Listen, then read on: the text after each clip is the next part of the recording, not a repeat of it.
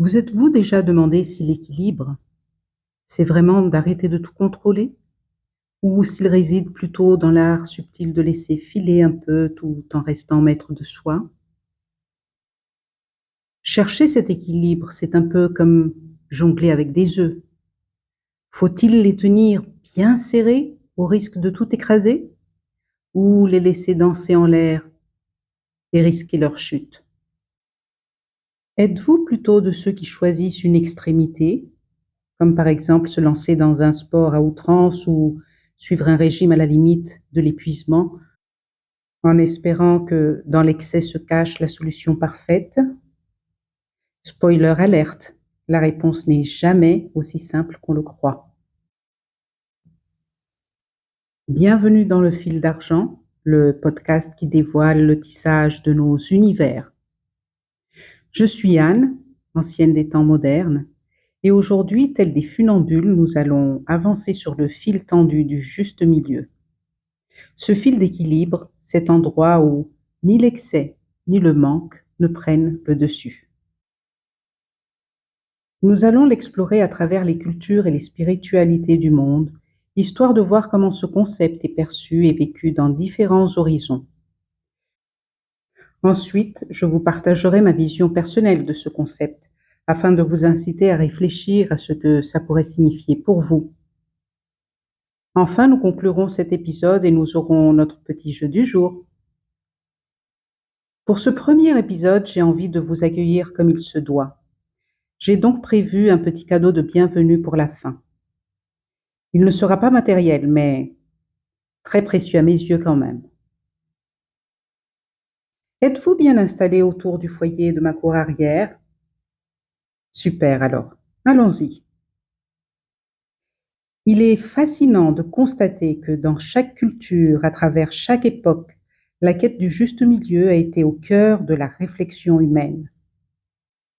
Ce fil invisible commun à nous tous nous invite à trouver un équilibre entre les extrêmes, à avancer dans la vie avec sagesse et à nous connecter à bien plus vaste que la réalité visible. Mais est-ce une simple théorie? Et comment les différentes spiritualités et philosophies ont-elles perçu ce délicat équilibre? Parmi les philosophes de la Grèce antique, Aristote nous offre une belle image de juste milieu. Pour lui, c'est la vertu, et elle se situe au milieu, entre deux extrêmes, l'excès et le manque. Selon lui, la vertu est morale, et elle s'obtient en trouvant le bon équilibre ou la bonne mesure dans le comportement et les émotions. Un peu comme si chaque instant était une occasion de recentrer notre énergie et notre attention pour rester aligné avec notre véritable nature. De même, l'expression grecque panmetronariston se traduirait en français par toute mesure parfaite. Cette citation est attribuée à Cléobule, l'un des 7 sages de la Grèce antique. Autant dire l'élite des bons conseils de l'époque. Encore utilisée aujourd'hui, elle indique le meilleur, la pratique optimale et l'évitement des extrêmes et des exagérations. Mais attention, ici, mesure ne signifie pas n'importe quelle règle sortie d'un maître ruban. Il s'agit de ce qui est juste, bon, approprié, adapté à la situation. Bref, la mesure qui tombe pile poil, comme un assaisonnement parfait, ni trop salé, ni trop fade. Dans les traditions africaines, ce concept est une danse avec la nature et l'univers. Dans de nombreuses cultures, comme chez les Yoruba ou les Dogons, l'équilibre entre l'homme et la nature est une relation dynamique où chaque être vivant, chaque élément trouve sa place dans un vaste réseau d'interdépendance. Ici, l'équilibre est une quête constante où chaque choix doit tendre vers l'harmonie entre nous et ce qui nous entoure, qu'il s'agisse de la terre, des ancêtres ou des esprits de la nature. Autre exemple plus concret, la justice coutumière telle qu'elle est appliquée dans certains pays africains. Elle présente des traits uniques qui la distingue des systèmes judiciaires occidentaux. En effet, loin des tribunaux, souvent impersonnels, cette justice se distingue par son accessibilité. Les membres de la communauté participent au débat avant qu'une décision ne soit prise. Un vrai conseil de famille, mais version grande échelle. Et si vous pensiez que la justice traditionnelle africaine se résume à une simple sentence, détrompez-vous. Elle met un point d'honneur à favoriser l'équilibre et la cohésion au sein de l'ensemble. L'accent est mis sur la réconciliation et la recherche d'équité entre la victime, l'agresseur et la communauté. Ça illustre bien cette quête de juste milieu, n'est-ce pas? Les enseignements bouddhistes, eux, nous rappellent qu'un équilibre intérieur est essentiel à notre bien-être. La voie du milieu du Bouddha incite à ne pas se laisser entraîner par les excès du désir ou de l'ascétisme. Dans cette perspective, c'est l'art de vivre en pleine conscience, sans se perdre dans les distractions de l'ego et en restant connecté à notre essence profonde. C'est ici qu'intervient la pratique de la méditation qui nous invite à observer sans juger, à accepter l'impermanence et à trouver notre centre. Enfin, dans les traditions amérindiennes, l'idée de l'équilibre va de pair avec celle de la connexion à la terre, aux esprits et aux ancêtres. Chaque tribu, que ce soit les Navajos, les Lakota ou les Hopis, enseigne que l'harmonie avec la nature est le chemin vers le juste milieu. Pour eux, le cercle est une métaphore puissante, un symbole d'égalité, de continuité et d'harmonie. Le respect des cycles naturels, des saisons et des animaux est un enseignement fondamental. Pour les Navajos qui parlent de Hojo, la beauté de la vie se trouve dans l'équilibre et l'harmonie. Une marche consciente entre la lumière et l'ombre, entre le corps et l'esprit, entre le passé et l'avenir. Et puis, il y a la prophétie des Hopis, qui évoque l'importance de l'équilibre entre les humains et la terre. Selon cette prophétie, l'humanité doit créer de l'harmonie entre ses besoins et ses désirs pour éviter de détruire l'équilibre naturel de la planète. Cela ne vous rappelle-t-il rien? Bien sûr, nous pouvons encore trouver la notion de juste milieu dans beaucoup d'autres cultures et philosophies, comme le dharma et le karma de la philosophie hindoue ou le ki de la philosophie chinoise. Ce sont toutes ces traditions et bien d'autres que je n'ai pas citées ici, qui tissées à travers les âges et les continents, nous rappellent que le juste milieu est une quête intime, un chemin personnel et collectif. Il ne s'agit pas d'un idéal figé, mais d'un voyage perpétuel où chaque pas nous rapproche de l'harmonie. Il est une invitation à trouver le juste équilibre entre l'action et le retrait, entre le monde extérieur et le monde intérieur. Il nous invite à ajuster nos choix pour vivre plus pleinement, avec une conscience accrue de nos relations aux autres, à la nature, au cosmos et bien sûr à nous-mêmes. Et vous, où en êtes-vous sur le fil du juste milieu? Quel est votre chemin? Quelle que soit notre culture, notre spiritualité ou notre philosophie, nous avons tous en nous ce fil d'argent qui nous guide, une lumière douce mais persistante, nous poussant à trouver l'équilibre au milieu des turbulences de nos vies. Pour moi, le juste milieu est une recherche constante, même lorsque je ne m'en rends pas compte. Nous ne pouvons pas donner tout notre temps au travail sans risquer de négliger les plaisirs de la vie. De même, faire la fête à outrance ne nous serait d'aucune utilité, car nous finirions vidés à la fois physiquement et énergétiquement.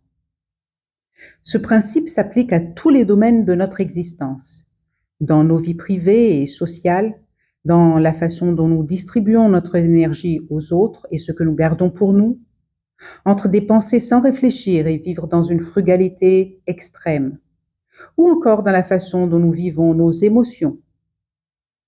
Et même dans les instants les plus anodins de nos vies, comme lorsque l'on cuisine, par exemple, et qu'il faut choisir les bons ingrédients avec les bons dosages. Équilibrer les saveurs devient alors un peu magique, non? Au moment où j'ai écrit ce texte, j'ai eu l'image d'un arbre, et c'est vrai que l'arbre symbolise parfaitement ce concept, tout du moins dans mon esprit. Voyez-vous, l'arbre pousse des deux côtés.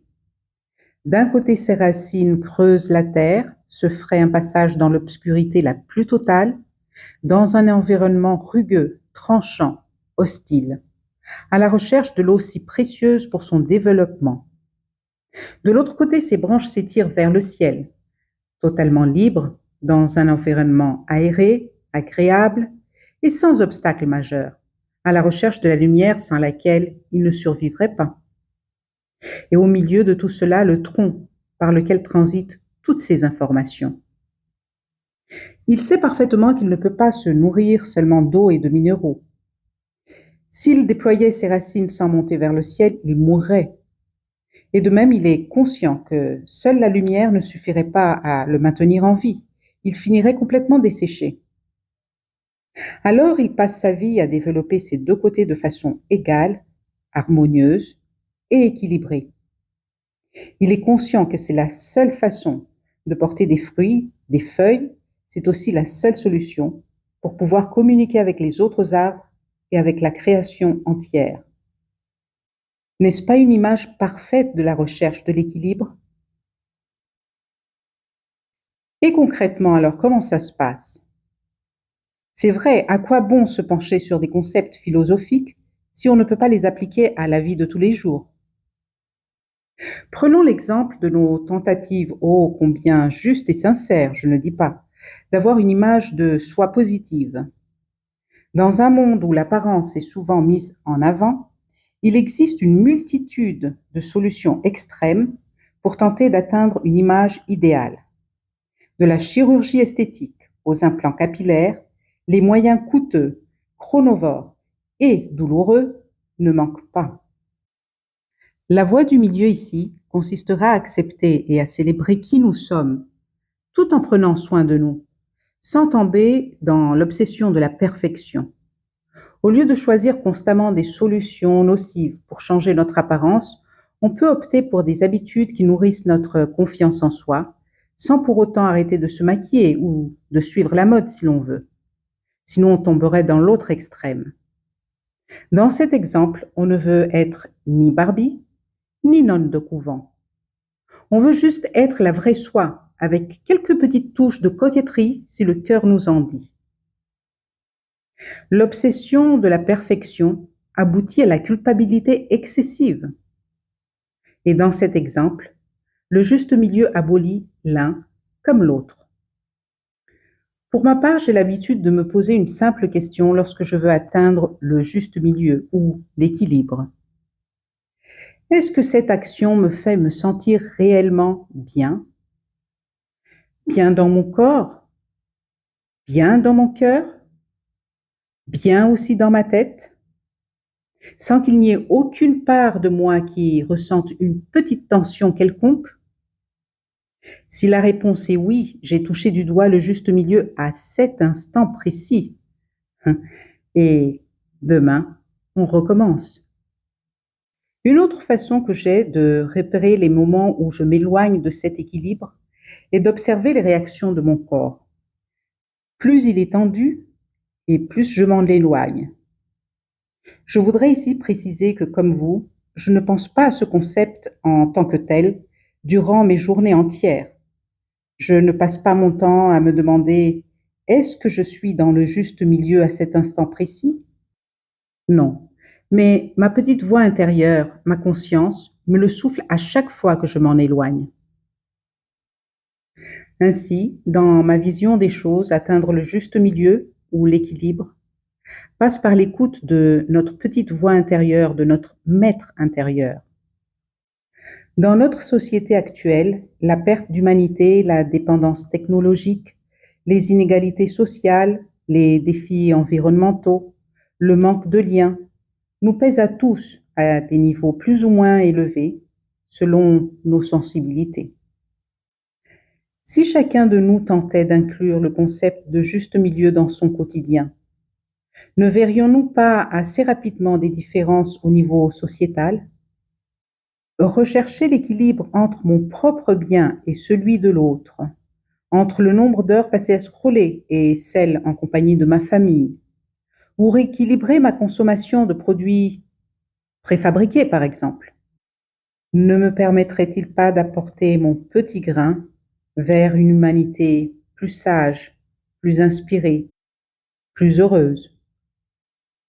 Je me demande même si, dans ce monde moderne où nous sommes constamment incités à toutes les extrémités possibles, comme la consommation, la vitesse, la compétition, retrouver ce juste milieu ne devient-il pas un acte de résistance?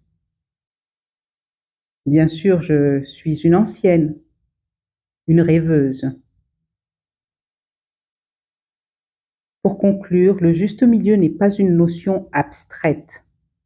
Qu'il s'agisse du choix des ingrédients d'une recette, de la gestion de cette collègue trop intrusive au travail, ou du nombre de kilos à perdre en vue de cet été, il nous invite à éviter les extrêmes et à sortir des pièges de l'excès et du manque pour revenir à l'essentiel, l'harmonie entre notre monde intérieur et le monde extérieur.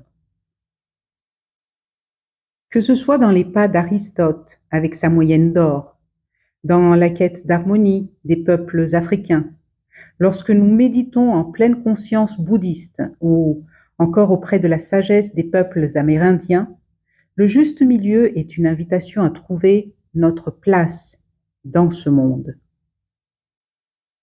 Mais rappelez-vous, il n'est pas question de parvenir à un état parfait, mais plutôt d'accepter que chaque moment, chaque décision, chaque pas nous rapproche ou nous éloigne de cet équilibre. Parfois, il faudra réajuster, parfois céder à la tentation des extrêmes. Mais l'important est d'en être conscient et de revenir en ce centre d'équilibre dès que possible. Le moment de notre défi du jour est arrivé. Aujourd'hui, il est très simple. Un partage en commentaire. Racontez-nous un moment où vous avez réussi à atteindre votre juste équilibre ou les obstacles que vous avez rencontrés en essayant. Et pourquoi pas, si vous y êtes parvenu, comment vous les avez contournés? Ce partage pourrait nous aider tous, nous tous qui vivons des situations similaires. Je prendrai un réel plaisir à vous lire et à échanger avec vous à ce sujet.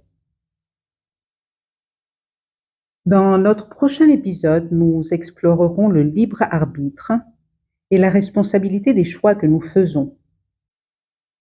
Comment chaque petit choix quotidien façonne notre vie? Et est-ce que nous sommes réellement libres de nos choix?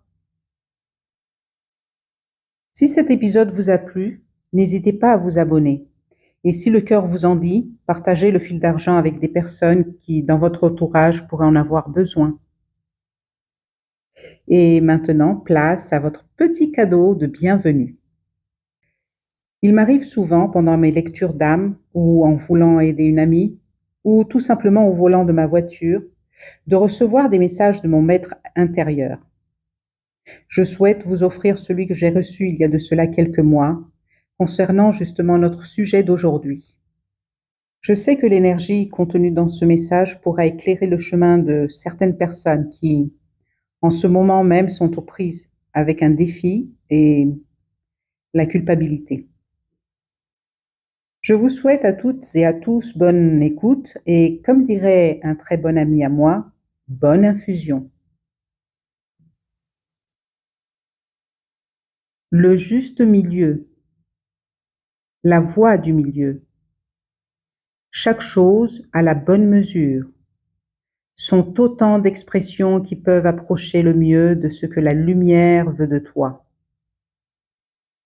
Le juste milieu de cet instant précis n'est pas le même juste milieu d'un autre instant, comme il n'est pas le même d'une personne à l'autre. Accepter de suivre le flot fluide de son âme, de son moi supérieur, c'est accepter de vaciller sur le fil, d'essayer toujours d'équilibrer le juste milieu pour soi.